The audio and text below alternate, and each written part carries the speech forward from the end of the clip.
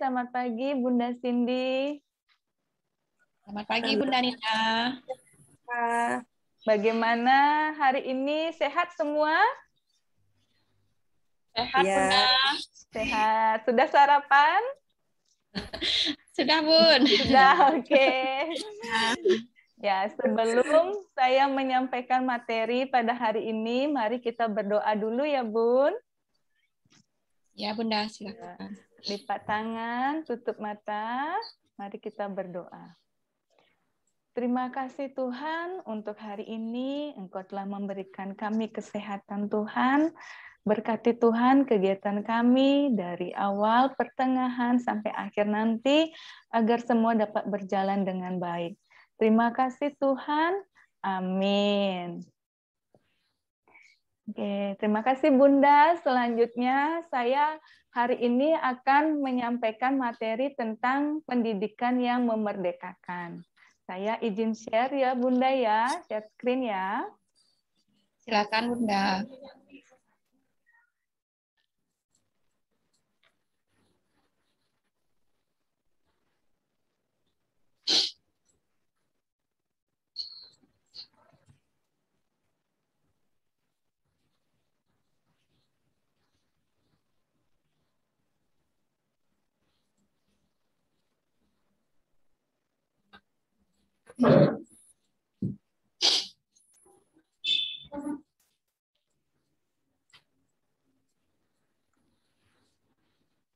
Oke, apa terlihat Bunda?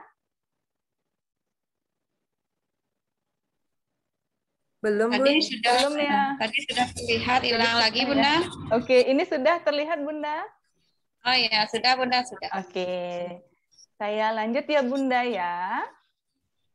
Silakan Bunda. Oke. Pendidikan yang memerdekakan menurut filosofi pendidikan Ki Hajar Dewantara. Pendidikan merdeka itu adalah berdaya upaya dengan sengaja untuk memajukan hidup, tumbuhnya budi pekerti, yaitu rasa, pikiran, roh, dan badan anak dengan jalan pengajaran teladan dan pembiasaan, jangan disertai perintah dan paksaan. Saya lanjut ya, Bun. Perjalanan pendidikan Indonesia dari zaman kolonial hingga saat ini. Pendidikan zaman kolonial hanya dikhususkan untuk mendidik calon-calon pegawai, hanya untuk mendukung usaha dagang. Rakyat biasa hanya diberikan pendidikan untuk kepentingan mereka saja, guna membantu dan mendukung usaha mereka. Penjajahan Belanda dalam perjalanan sejarahnya menunjukkan bagaimana cara mereka menerapkan pendidikan yang diskriminatif dan menghalangi pertumbuhan pendidikan rakyat jelata. Pendidikan dikhususkan hanya untuk anak pejabat yang mendukung pemerintahan mereka. Hal ini sangat terlihat adanya pendidikan buat rakyat jelata hanya untuk mendukung kemajuan usaha mereka dan pendidikan zaman dulu yang boleh belajar hanya anak laki-laki. Dari pengalaman kita saat bersekolah di zaman sekarang ini, menunjukkan kemajuan yang luar biasa dengan adanya filosofi dari Bapak Ki Hajar Dewantara dan jasa Ibu Raden Kajeng Kartini yang memperjuangkan hak bagi perempuan. Dari segi pembelajaran, pada zaman kolonial, pelajaran yang diberikan hanya membaca dan berhitung saja. Itu pun hanya seperlunya. Tapi pada akhirnya pada tahun 1922, barulah lahir Taman Siswa sebagai jiwa rakyat untuk merdeka dan bebas, di mana anak-anak boleh bebas memilih pembelajaran sesuai keinginannya. Ya lanjut ya Bun. Kita sebagai pendidik tentunya harus memahami dasar-dasar pendidikan ya Bun. Yang pertama, arti dan maksud pendidikan. Pendidikan diartikan sebagai tuntunan dalam hidup tumbuhnya anak-anak dan maksud pendidikan yaitu menuntun segala kodrat yang ada pada anak-anak agar mereka dapat mencapai keselamatan dan kebahagiaan yang setinggi-tingginya baik sebagai manusia maupun sebagai anggota masyarakat. Yang kedua, hanya tuntunan dalam hidup. Pertama kali harus diingat bahwa pendidikan itu hanya suatu tuntunan ya Bunda di dalam hidup tumbuhnya anak-anak kita. Artinya bahwa hidup tumbuhnya anak itu terletak di luar kecakapan atau kehendak kita kaum pendidik. Yang ketiga, perlukah tuntunan pendidikan itu? Meskipun pendidikan itu hanya tuntunan saja di dalam hidup tumbuhnya anak-anak, tetapi perlu juga pendidikan itu berhubungan dengan kodrat keadaan setiap anak. Andai kata anak tidak baik dasarnya, tentu anak tersebut perlu mendapatkan tuntunan agar semakin baik budi pekertinya. Anak yang sudah baik dasarnya juga masih memerlukan tuntunan. Tidak saja dengan tuntunan itu akan mendapatkan kecerdasan yang lebih tinggi dan luas, akan tetapi dengan adanya tuntunan itu, ia dapat terlepas dari segala macam pengaruh jahat. Kemudian yang keempat, dasar jiwa anak dan kekuasaan pendidikan. Yang dimaksud dengan istilah dasar jiwa, yaitu keadaan jiwa yang asli menurut kodratnya sendiri dan belum dipengaruhi oleh keadaan di luar diri. Mengenai dasar jiwa yang dimiliki anak-anak itu, terdapat 3 aliran yang berhubungan dengan soal daya pendidikan. Yang pertama, yaitu anak yang lahir di dunia ini diumpamakan seperti sehelai kertas yang belum ditulis. Nah, artinya pendidik berkuasa sepenuhnya untuk membentuk watak dan budi pekerti yang diinginkan. Kedua, aliran negatif yang berpendapat bahwa anak itu lahir sebagai sehelai kertas yang sudah ditulisi sepenuhnya. Pendidikan hanya dapat mengawasi dan mengamati supaya pengaruh-pengaruh yang jahat tidak mendekati diri anak. Dan yang ketiga, anak dilahirkan itu diumpamakan sehelai kertas yang sudah ditulisi penuh, tetapi semua tulisan-tulisan itu suram. Nah, di sini pendidikan berkewajiban mengisi yang baik agar kelak nampak sebagai budi pekerti yang baik. Yang kelima, tabiat yang dapat dan tidak dapat berubah. Nah, seringkali ada anak yang penakut. Nah, sesudah mendapatkan didikan yang baik, akan segera hilang rasa takutnya tersebut. Sebenarnya, anak itu bukan berubah menjadi orang yang berwatak pemberani, hanya saja rasa takutnya tidak nampak karena sudah mendapatkan kecerdasan pikiran. Akibatnya, anak tersebut mulai pandai menimbang dan memikir sesuatu sehingga dapat memperkuat kemauannya untuk tidak takut.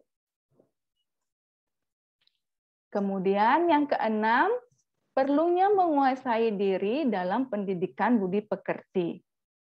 Janganlah pendidik itu berputus asa karena menganggap tabiat-tabiat yang biologis, itu hidup perasaan, tidak dapat dilenyapkan sama sekali. Tetapi harus diingat bahwa dengan menguasai diri secara tepat dan kuat, ia dapat melenyapkan atau mengalahkan tabiat-tabiat biologis yang tidak baik itu.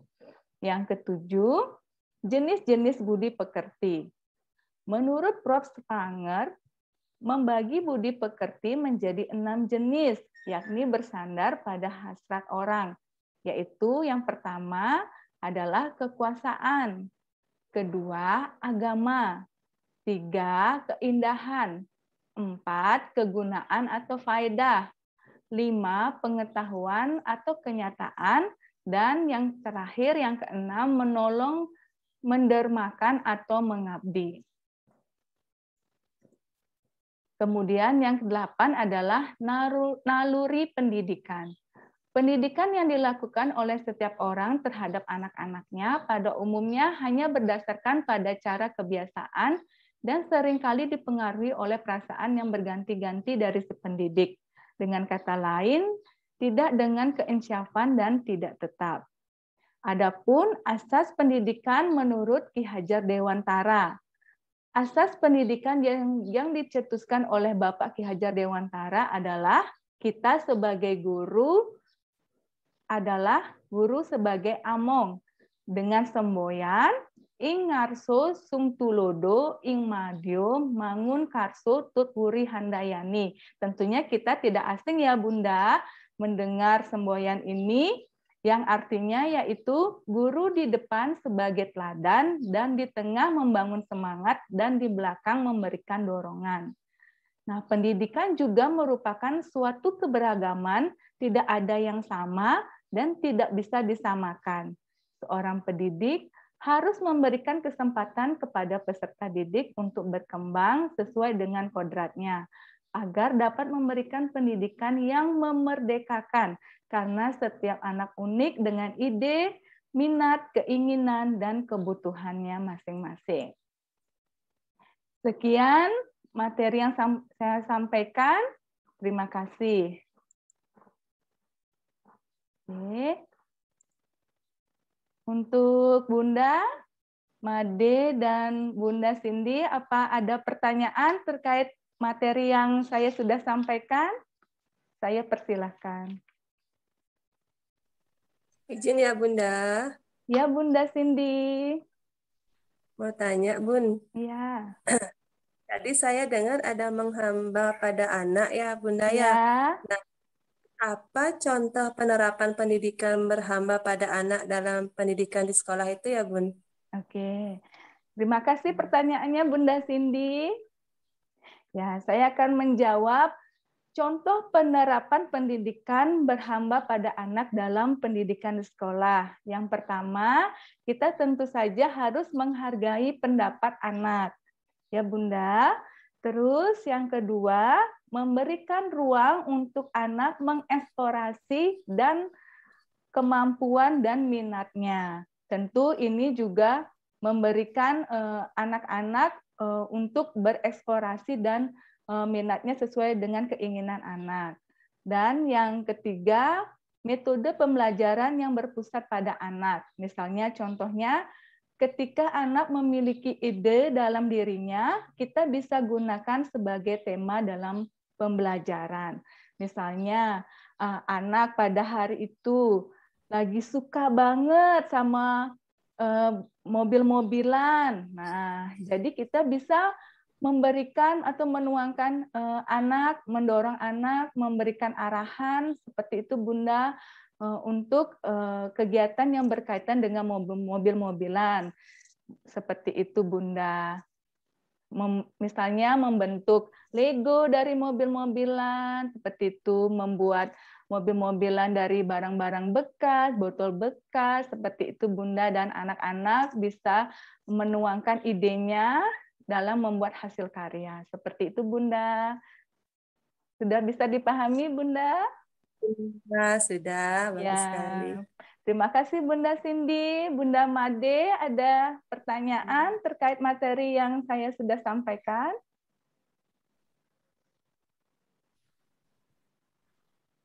Izin Bunda. Iya, Bunda Made. Nah Bunda, Ya. tadi saya melihat sekilas tentang Merdeka Belajar. Maaf Bunda, suaranya Iya. putus-putus. Iya, Bunda. Boleh dilanjutkan lagi. Izin Bunda. Iya, Bunda Made.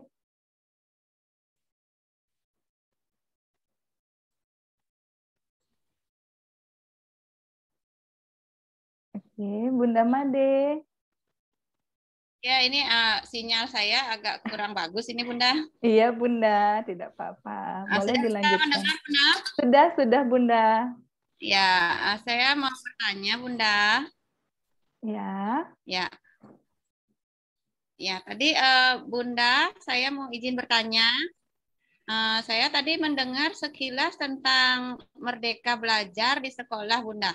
Nah, di sini saya belum paham. Itu bagaimana cara menerapkan Merdeka Belajar di sekolah, Bunda? Mohon, Bunda, penjelasannya. Oke, baik Bunda. Terima kasih atas pertanyaannya. Tentu di sini konsep Merdeka Belajar dalam PAUD adalah merdeka bermain. Nah, di sini karena sebab dunia anak adalah dunia bermain. Nah, di sini cara kita menerapkan Merdeka Belajar sebagai pendidik adalah ya pertama, guru menyiapkan alat bermain dan belajar. Nah, kemudian siswalah yang mengeksplor dan berinovasi sesuai imajinasinya, namun tetap diarahkan oleh guru. Misalnya dalam kegiatan Luspat Bunda, nah mungkin kita tidak asing lagi ya mendengar kata Luspat. Nah, di sini kita bisa menggunakan metode Luspat, menggunakan bahan-bahan, alat-alat yang ada di sekitar, misalnya menggunakan batu-batu. Nah, anak-anak bisa membuat berbagai bentuk dari batu-batu, misalnya membuat bentuk matahari, membentuk bunga. Terus anak-anak juga bisa menuangkan idenya menggunakan daun-daun, misalnya membentuk burung, membentuk kupu-kupu, menggunakan daun-daun seperti itu. Jadi anak-anak bebas untuk menuangkan kreativitas dan imajinasinya. Di sini tugas kita sebagai pendidik hanya memberikan arahan dan memotivasi anak, dan tentunya saat anak sudah berhasil menyelesaikan kegiatannya, kita tentunya memberikan pujian kepada anak-anak. Seperti itu Bunda Made.